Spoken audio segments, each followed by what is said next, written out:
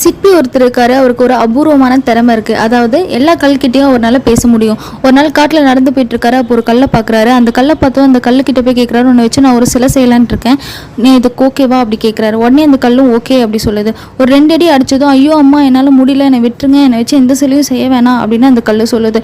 இதை கேட்டதும் சிற்பியும் நகர்ந்து போயிடுறாரு. ஒரு 10 அடி தள்ளி போனதும் இன்னொரு கல் இருக்கு. அந்த கல்லை பார்த்ததும் அந்த கல்கிட்ட போய் கேட்குறாரு, உன்னை வச்சு நான் தெய்வீக சிலை செய்யலான்னு இருக்கேன், ஆனால் சில அடிகளை நீ தாங்க வேண்டியதாக இருக்கும், உன்னால் தாங்கிக்க முடியுமா அப்படின்னு கேட்டதும் அந்த கல் இருந்துட்டு, நான் தாங்கிக்கிறேன், என்னை வச்சு செய்யுங்க அப்படி சொல்லுது. உடனே அந்த சிற்பியும் அடிக்கிறாரு. ஒரு தெய்வீக சிலையை அந்த கல் உருவாகுது. கொஞ்ச நாள் கழிச்சதும் அந்த சிலை ஒரு பெரிய கோவில் ஆகுது. அந்த கோயிலில் பக்தர்கள் அதிகமாக வர ஆரம்பிக்கிறாங்க. அப்போ தேங்காய் உடைக்கலான்னு ஒரு கல்லை தேடும்போது ஃபஸ்ட்டு சிற்பி வேணான்னு ஒதுக்குன கல் தான் இப்போ தேங்காய் உடைக்கிறதுக்கு அவங்க யூஸ் பண்ணுறாங்க. இப்போது அந்த கல் ஒவ்வொரு அடியும் அது ரொம்ப கஷ்டப்பட்டு தாங்கிக்க வேண்டியதாக இருக்குது.